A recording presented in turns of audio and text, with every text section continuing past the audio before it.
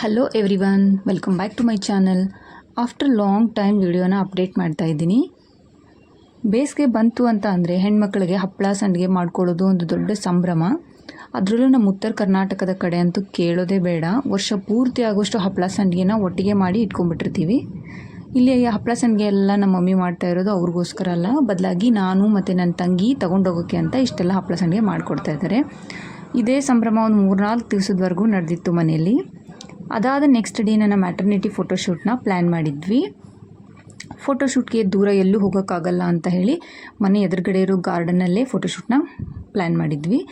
ಅಣ್ಣ ಅವ್ರ ಫ್ರೆಂಡ್ಗೆ ಹೇಳಿದರು ದಟ್ ಫೋಟೋಶೂಟ್ಗೆ ಅಂತ. ಅವ್ರು ಫೋಟೋಗ್ರಾಫರ್ ಇದ್ದಾರೆ, ಬಂದು ಫೋಟೋಸ್ನೆಲ್ಲ ತಕ್ಕೊಟ್ಟು ಹೋದರು. ಅದಾದಮೇಲೆ ಈವ್ನಿಂಗ್ ಟ್ರೆಡಿಷ್ನಲ್ ಫೋಟೋಶೂಟ್ಗೆ ಅಂತ ಗದಗ್ನ ತ್ರಿಕುಟೇಶ್ವರ ಟೆಂಪಲಲ್ಲಿ ಫೋಟೋಶೂಟ್ ಮಾಡ್ಕೊಂಡ್ವಿ. ಒಂದೆರಡು ಫೋಟೋಸ್ನ ಅಪ್ಡೇಟ್ ಮಾಡಿದ್ದೀನಿ. ಫೋಟೋಸ್ ಹೇಗೆ ಬಂದಿದೆ ಅಂತ ಕಮೆಂಟಲ್ಲಿ ತಿಳಿಸಿ. ನಂದು ಇವಾಗ 9th ಮಂತ್ ರನ್ನಿಂಗ್ ಇರೋದ್ರಿಂದ ನಾನು ರೆಗ್ಯುಲರ್ ಆಗಿ ಹಾಸ್ಪಿಟಲ್ ಚೆಕಪ್ಗೆ ಹೋಗೋದು ಬರೋದು ಅಂತ ಇದ್ದೇ ಇತ್ತು. ಈ ಆನ್ ದ ವೇ ನನಗೆ ಕಬ್ಬಿನ ಜ್ಯೂಸ್ ಅಂದರೆ ತುಂಬ ಇಷ್ಟ. ಇಲ್ಲಿ ನಾನು ಯಾವಾಗಲೂ ಕಬ್ಬಿನ ಜ್ಯೂಸ್ ಕುಡಿದೇ ಮನೆಗೆ ಬರ್ತಾ ಇದ್ದದ್ದು. ನನ್ನ ಫಸ್ಟ್ ಪ್ರೆಗ್ನೆನ್ಸಿಲೂ ಕೂಡ ನಾನು ಇಲ್ಲೇ ಕಬ್ಬಿನ ಜ್ಯೂಸ್ ಕುಡಿದು ಮನೆಗೆ ಹೋಗೋದು ಬರೋದು ಮಾಡ್ತಾಯಿದ್ದೆ. ನಾನು ಹೇಳ್ದಂಗೆ 9th ಮಂತ್ ಇರೋದ್ರಿಂದ ನಾನು ನೆಕ್ಸ್ಟ್ ಡೇ ಕೂಡ ಹಾಸ್ಪಿಟಲ್ ಚೆಕಪ್ಗೆ ಹೋಗಿದ್ವಿ. ದಟ್ ನನಗೆ scanning, blood test, urine test ಎಲ್ಲ ಬರ್ಕೊಟ್ಟಿದ್ರು. ರಿಪೋರ್ಟ್ ಬರೋದು ಸ್ವಲ್ಪ ಲೇಟ್ ಆಗುತ್ತೆ ಅಂತ ಮಧ್ಯಾಹ್ನ ನಾನು ಮಮ್ಮಿ ಅಲ್ಲೇ ಊಟ ಮುಗಿಸ್ಕೊಂಡು ಸಂಜೆ ಮನೆಗೆ ವಾಪಸ್ ಹೊರಡುವಾಗ ಬೆಲ್ಲದ ಟೀನ ಕುಡಿದು ಮನೆಗೆ ವಾಪಸ್ ಹೋದ್ವಿ. ಇದು ನೆಕ್ಸ್ಟ್ ಡೇ ಅಂದರೆ ನನ್ನ ಡೆಲಿವರಿ ಡೇ. ಬೆಳಗ್ಗೆ 7 ಗಂಟೆ ಅಂದರೆ ಹಾಸ್ಪಿಟಲ್ಗೆ ಹೋಗಿ ಅಡ್ಮಿಟ್ ಆಗಬೇಕಿತ್ತು. ಸೊ ಬೆಳಗ್ಗೆ ಎಲ್ಲ ಬೇಗ ಎದ್ದು ರೆಡಿಯಾಗಿ ಮಮ್ಮಿ, ನಾನು, ನನ್ನ ಹಸ್ಬೆಂಡ್, ನಮ್ಮ ಅಣ್ಣ 4 ಜನನೂ ಹೊರಟ್ವಿ. ಆ್ಯಕ್ಚುಯಲ್ ನನ್ನ ಡೇಟ್ ಇದ್ದಿದ್ದು ಮಾರ್ಚ್ 12ಗೆ, ಬಟ್ ನನ್ನ ಡೆಲಿವರಿ ಆಗಿದ್ದು ಫೆಬ್ರವರಿ 24th. ನನಗೆ ಯಾವ ಪಾಪು ಆಯಿತು, ನಾರ್ಮಲ್ಲ ಅಥವಾ ಸಿಸೇರಿಯನ್ನ, ಇದನ್ನೆಲ್ಲ ವಿಡಿಯೋದಲ್ಲಿ ಹೇಳ್ತೀನಿ. ವಿಡಿಯೋನ ಎಲ್ಲೂ ಸ್ಕಿಪ್ ಮಾಡದೆ ಕಂಟಿನ್ಯೂ ಆಗಿ ನೋಡ್ತಾಯಿರಿ. ಸೊ ಫೈನಲಿ ಹಾಸ್ಪಿಟಲ್ಗೆ ಹೊರಟ್ವಿ. ನನಗೆ ಯಾವ ಪೇನೂ ಇಲ್ಲ, ಏನೂ ಇಲ್ಲ. ನಾನು ಹೇಗೆ ಡೆಲಿವರಿಗೆ ಹೋಗ್ತಾಯಿದ್ದೀನಿ ಅಂತ ನನಗೆ ನಗು ಬರ್ತಾಯಿತ್ತು. ನಮಗೆ ಮೇಲೆ ರೂಮ್ ಕೊಟ್ಟಿದ್ದರು ಹಾಸ್ಪಿಟ್ಲಲ್ಲಿ. ನಾನು ಒಬ್ಬಳೇ ಮೇಲೆ ನಡ್ಕೊಂಡು ಹೋಗ್ತೀನಿ ಅಂತೇಳಿ ಹೋಗ್ತಾಯಿದ್ದೆ. ಅಲ್ಲ ಹಾಸ್ಪಿಟಲ್ಲಿ ಕೇಳ್ತಾರೆ ವೀಲ್ಚೇರಲ್ಲಿ ಬಿಡೋದಾ ಅಥವಾ ನಿಮ್ಮನ್ನು ನಾವೇ ಕರ್ಕೊಂಡು ಹೋಗಿಬಿಡೋದಾ ಅಂತ ಕೇಳ್ತಾರೆ.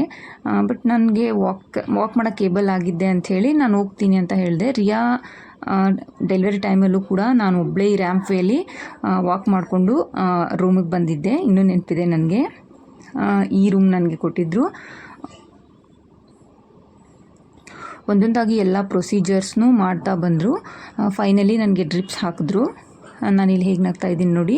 ನನಗೆ ಯಾವ ಪೇನೂ ಇಲ್ಲ, ನಾನು ಆಪ್ರೇಷನ್ಗೆ ಹೋಗಬೇಕಾ ಅಂಥೇಳಿ ನಾನು ನಗಾಡ್ತಾ ಇದ್ದೆ. ಅಟ್ ಲಾಸ್ಟ್ ನಾನು ಆಪ್ರೇಷನ್ ಥಿಯೇಟರ್ಗೆ ಕರ್ಕೊಂಡು ಹೊರಟರು.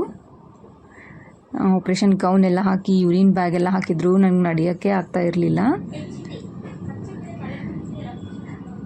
ನೋಡಿ ಎಷ್ಟು ಬೇಗ ನಾನು ಹೊರಗಡೆ ಬಂದೆ ಆಪ್ರೇಷನ್ ಥಿಯೇಟರಿಂದ ಅಂತ. ನನಗೆಲ್ಲ ಎಚ್ಚರ ಇತ್ತು. ಇನ್ನೂ ನನ್ನ ತಂಗಿ ವಿಡಿಯೋ ಮಾಡ್ತಾ ಇರೋದು ಕೂಡ ನಂಗೆ ಗೊತ್ತಾಗ್ತಾ ಇತ್ತು. ವಿಡಿಯೋ ಮಾಡಿದ್ದು ನನ್ನ ತಂಗಿ. ಅಲ್ಲಿಂದ ನನ್ನ ರೂಮ್ಗೆ ಶಿಫ್ಟ್ ಮಾಡಿದ್ರು. ಪಾಪುನ ಮಾತ್ರ ಅಲ್ಲೇ ಇಟ್ಕೊಂಡಿದ್ರು. ಪಾಪುನ 1 ಗಂಟೆ ಬಿಟ್ಟು ರೂಮಿಗೆ ತಂದು ಕೊಟ್ಟರು. ಫಸ್ಟ್ ರಿಯಾ ಕೈಲೇ ಕೊಡ್ತಾಯಿದ್ದಾರೆ. ನನಗಾಗಿದ್ದು ಬಾಯ್ ಬೇಬಿ. ಮತ್ತು ನನಗೆ ಆಗಿರುವಂಥ ಆಪ್ರೇಷನ್ C-ಸೆಕ್ಷನ್. ಯಾಕೆ ಇಷ್ಟು ಬೇಗ ಸಿಸೇರಿಯನ್ ಆಯಿತು ಇದೆಲ್ಲನೂ ಅಪ್ಕಮಿಂಗ್ ವಿಡಿಯೋಸ್ನಲ್ಲಿ ಹೇಳ್ತೀನಿ. ಇದು ನನ್ನ ಅಣ್ಣ. ಪಾಪು ಮುಖ ನೋಡೋಕ್ಕೆ ಅಂತ ಬೆಳ್ಳಿ ಚೈನ್ ತೊಗೊಂಡು ಬಂದು ಹಾಕಿ ನೋಡ್ತಾಯಿದ್ರು. ನನ್ನ ಹಸ್ಬೆಂಡ್ಗೆ ಇನ್ನೂ ನೋಡೋದು ಬೇಡ ಅಂತ ಹೇಳಿದರು. ಹಾಗಾಗಿ ಅವರು ಮಗು ಮುಖನ ನೋಡಿರಲಿಲ್ಲ. ಸಂಜೆ ಏನಾದರೂ ಲೈಟಾಗಿ ತಿನ್ನಿ ಅಂತ ಹೇಳಿದರು. ಹಾಗಾಗಿ ನನ್ನ ತಂಗಿ ನನಗೆ ಟೀ ಬಿಸ್ಕೆಟ್ನ ತಿನ್ನಿಸ್ತಾ ಇದ್ದಾಳೆ. ಈ ವಿಷಯದಲ್ಲಿ ನಾನು ತುಂಬ ಲಕ್ಕಿ ಅಂತ ಹೇಳ್ಬೋದು. ನನ್ನ ಅಣ್ಣ ಮತ್ತು ನನ್ನ ತಂಗಿ ನನ್ನ ತುಂಬ ಚೆನ್ನಾಗಿ ನೋಡ್ಕೋತಾರೆ. ಲೈಕ್ ನನ್ನ ಸಣ್ಣ ಮಗು ಥರನೇ ನೋಡ್ಕೋತಾರೆ. ನನ್ನ ತಂಗಿ ವಯಸ್ಸಲ್ಲಿ ಚಿಕ್ಕವಳು, ಆದರೂ ಅವಳು ನನ್ನ ಅಕ್ಕನ ಸ್ಥಾನದಲ್ಲೇ ಇರೋದು. ನನ್ನ ಅಣ್ಣ ಕೂಡ ಅಷ್ಟೇ. ನನಗಿನ್ನೂ ನೆನಪಿದೆ, ನನ್ನ ಚಿಕ್ಕ ವಯಸ್ಸಲ್ಲಿ ಹೇಗೆ ನೋಡ್ಕೊತಾ ಇದ್ನೋ ಇವಾಗಲೂ ಕೂಡ ನನ್ನ ಹಾಗೇ ನೋಡ್ಕೋತಾ ಇದ್ದಾನೆ. ನೈಟ್ ಊಟಕ್ಕೆ ಅಂತ ಗಂಜಿ ತಗೊಂಡು ಬಂದು ತಾನೇ ತಿನ್ನಿಸ್ತಾ ಇದ್ದ ನನಗೆ. ಇದೆಲ್ಲ ಆಗಿ ಒಂದು 3 ದಿನ ಆದಮೇಲೆ ನನ್ನ ಮನೆಗೆ ಡಿಸ್ಚಾರ್ಜ್ ಮಾಡಿದ್ರು.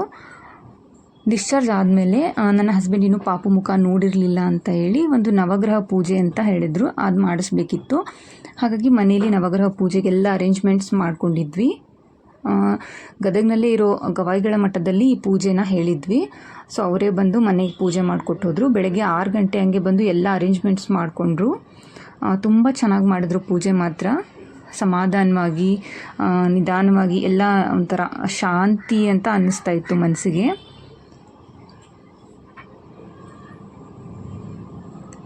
ನಮ್ಮ ಮನೆ ಗೃಹ ಪ್ರವೇಶದಲ್ಲಿ ನಾವು ನವಗ್ರಹ ಪೂಜೆ ಕೂತಿದ್ವಿ, ಬಿಟ್ಟರೆ ಇದೇ ನವಗ್ರಹ ಪೂಜೆಗೆ ನಾವು ಕೂತಿದ್ರದ್ದು. ತುಂಬ ಜನ ನಾನು ಇಲ್ಲಿ ಉಟ್ಕೊಂಡಿರೋ ಸೀರೆ ಬಗ್ಗೆ ಎನ್ಕ್ವೈರಿ ಮಾಡಿದ್ರಿ. ಇದು ನಮ್ಮ ಮಮ್ಮಿ ಸೀರೆ, ಬ್ಲೌಸ್ ಅಷ್ಟೇ ನಾನು ಫಿಟ್ಟಿಂಗ್ ಮಾಡಿಸಿ ನಾನು ಹಾಕ್ಕೊಂಡಿದ್ದೆ. ಮೈಸೂರು ಸಿಲ್ಕ್ ಸೀರೆ ಇದು. ಕಲರ್ ಮಾತ್ರ ತುಂಬ ಚೆನ್ನಾಗಿದೆ. ಅದಾದ ನಂತರ ಹಸು ಕರ್ಕೊಂಡು ಬಂದಿದ್ದರು, ಗೋಪೂಜೆ ಮಾಡಬೇಕಿತ್ತು. ನಾನೇ ಅದಕ್ಕೆ ಅರಿಶಿನ ಕುಂಕುಮ ಎಲ್ಲ ಹಾಕಿ ಪೂಜೆ ಮಾಡಿದ್ವಿ. ಮಧ್ಯಾಹ್ನ ಮನೆಗೆ ಊಟಕ್ಕೆಲ್ಲ ಅರೇಂಜ್ ಮಾಡಿದ್ವಿ. ಅಂದರೆ ನನ್ನ ಕೆಲವು ರಿಲೇಟಿವ್ಸ್ ಬಂದಿದ್ದರು. ಸೊ ಎಲ್ಲರೂ ಮನೆಯಲ್ಲೇ ಊಟ ಮುಗಿಸ್ಕೊಂಡ್ವಿ. ಈ ಪೂಜೆ ಎಲ್ಲ ಆದಮೇಲೆ ಮಗು ಮುಖ ನೋಡೋಕ್ಕೆ ಅಂತ ಒಂದು ದೊಡ್ಡ ಸ್ಟೀಲ್ ತಟ್ಟೆನಲ್ಲಿ ಎಣ್ಣೆ ಹಾಕಿ ಆ ಎಣ್ಣೆಯಲ್ಲಿ ಮಗು ರಿಫ್ಲೆಕ್ಷನ್ನ ನೋಡಬೇಕಿತ್ತು. ಅದಾದಮೇಲೆ ಮಗುನ ಡೈರೆಕ್ಟಾಗಿ ನೋಡಿದ್ರು. ಇದಾಗಿತ್ತು ಅಪ್ಪ ಮಗನ ಮೊದಲ ಭೇಟಿ.